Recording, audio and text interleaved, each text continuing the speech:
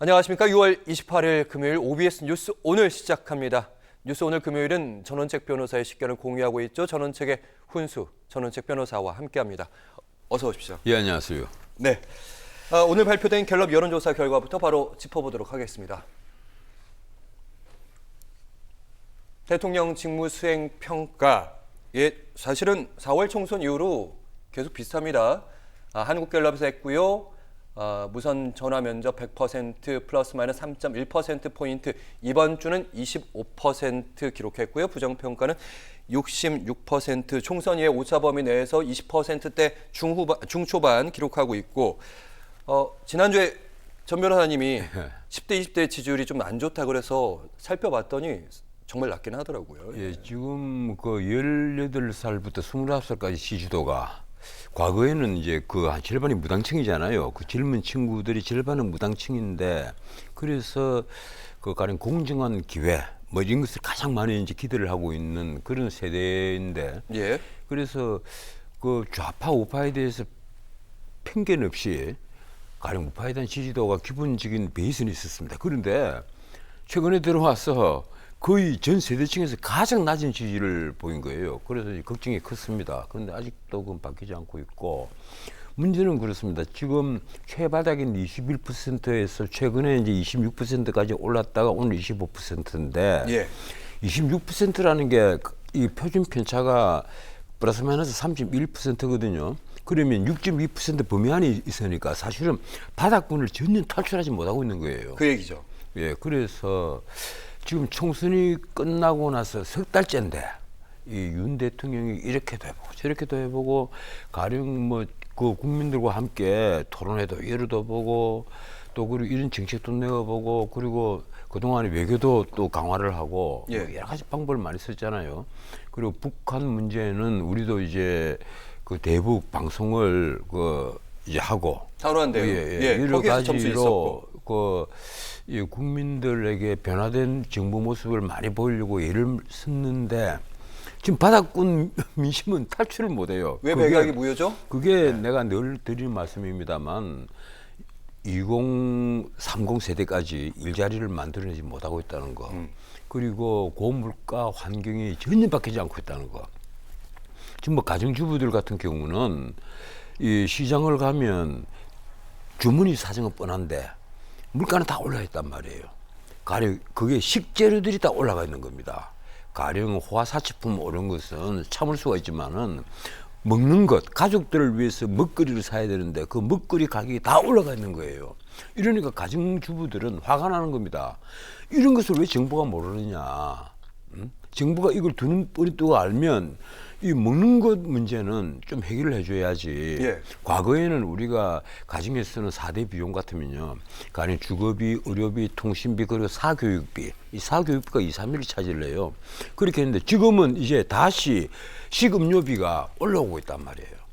그리고 무슨 중산층의 그 5가구 중에 1가구 정도는 완전 직자 살림이고, 그리고 하위층은 말할 거 없습니다. 하위층은 10가구 중에 6가구가 적자 살림이란 말이에요. 예. 이러니까 은행권에 가면 대출을, 이제 자영업자 같으면 대출 이제 늘려주는데, 지금 자영업자 대출이 엄청 늘었잖아요. 요즘 좀 늘었습니다. 예, 많이 늘었거든요. 지금 최근에 늘었단 말이에요. 실질 가계부채가. 그런데 문제는 그게 아니에요. 그 연체율이 또 늘고 있어요.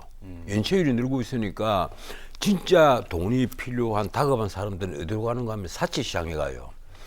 요 며칠 전에 그 아마 동아일보가 그 특집을 냈습니다. 연난 이틀 동안 이 사치시장을 완전히 이민 삼민에다 전면에 분석을 했습니다. 그걸 보면요, 경악할 문제예요. 우리나라 사치시장이 이렇게 흉악한 범죄 지역에 있느냐, 이런 느낌을 준단 말이에요. 그 정부가 이 위정자들이 여야 가릴 것 없이 이 문제는 우리가 정말 머리를 맞대고 숙고를 해서 가급적 이게 빈자들에게 공정한 기회를 부여하도록 하고, 그 사람들이 삶의 삶을 영위할 수 있는 기본적인 터전을 마련을 해줘야 돼요. 따뜻한 시장 경제. 예, 그게 안 되니까 지금 지지율이 오르지 않는단 말이에요. 이 바닥권 21%에서 26%까지 약간 올랐다가 다시 25%로 1% 깔아놨고, 그거 안 보세요. 부정적인 평가가 두 배를 훨씬 넘습니다. 70%까지 갔다가 지금 66%인가 그렇죠? 예. 이 문제에. 이러니까 두 배를 훨씬 넘잖아요. 긍정평가의 두 배를 훨씬 넘단 말은 길거리에 세 사람 중에 두 사람은 윤 대통령을 보고 고개를 돌린다는 얘기예요. 윤 대통령이 TV 뉴스에 나오면 채널을 돌려버린단 말이에요. 뉴스 잘 안 보게 된다 요즘 보수층에서. 그렇죠. 예. 보수층에서 지금 뉴스를 잘 안 본다고 그러잖아요. 예. 그건 뭐 전 국민의 공지사항입니다. 그래서 아주 극단적인 주장을 하는 유튜버들은 여전히 많이 보는데 이 텔레비전 뉴스를 보지 않는다. 그런 신문이 안 팔린다는 거예요. 신문 구독수는 계속 떨어지고 뭐 과거에 200만 부 이상 팔리던 모 신문은 지금 130만 부 초반대거든요. 예. 이러니까 절반 정도로 뚝 떨어져 버렸어요. 그건 미디어 환경이 바뀐 탓도 있지만은 그만큼 우리 국민들이 지금 정치에 신물을 내고 있다. 변호사님 피로도를 말씀은 느끼고 있다. 이겁니다. 예. 미국 대선에서 유명했던 그 문제는 경제야. 그렇죠. 그 얘기인 거죠. 가장 중심에 지지율이 오르지 않는 이유에는 이 민생 경제가 있다. 예, 클린턴이 클린턴이 캐치프레이즈 쓴 거 아닙니까? 이카노미 스티피드. 예, 바보더라. 문제는 제가 그 경제다. 얘기를 못 해가지고. 예, 이 문제는 경제다 이건데. 네. 그렇습니다. 우리도 지금 이 민생 문제, 이 고물가 그리고 고금리 이 두 문제를 예, 이 고환율 문제는 뭐 자체하고 고물가 고금리 이 두 문제를 위정자들이 붙잡고 해결하려는 모습은 보여줘야 돼요. 고물가는 재정으로 흡수를 할 여력이 없다면 정말 머리를 맞대고 이 비즈니스 라운드를 계속 열어서 기업가들에게 협조를 구함으로써 물가를 좀 낮추도록 애를 쓰고 그리고 고금리 문제는 국민들에게 함께 논의 대상으로 넣어서 한국은행 총재에게만 맡겨놓을 문제가 아니라 예. 이 금리를 1%만 그 내리고 올리는 데 따라서 우리나라가 휘청휘청거립니다. 왜 그런가 하면요. 가계부채가 공식적으로 1886조 그리고 실질 가계부채는 2573조입니다. 가령 자영업자들이 가계부채까지 포함을 하면요. 거기다가 가계부채가 그것만 있는 게 아니에요. 전세보증금 몇백조가 또 그게 제일 가계부채거든요. 크죠. 예. 또 거기다 플러스 사채시장이 있습니다. 이러니까 전체 가계부채는 추정하기로 한 3,300조에서 3,500조 정도가 된다. 예. 이거요. 보통 문제가 아니에요. 국민들의 삶을 정말 좌지우지하고 우리나라가 왜 자살률이 제일 높으냐.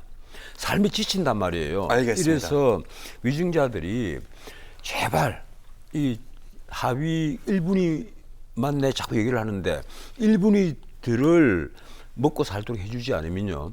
이 빈부격차가 사회의 큰 문제가 되어버립니다. 우리 보수들이 그걸 알아야 돼요. 알겠습니다. 이 잘 먹고 잘 사는 사람들만 보수가 아닙니다. 저 아래 일본이들도 보수가 있단 말이에요. 예. 알겠습니다.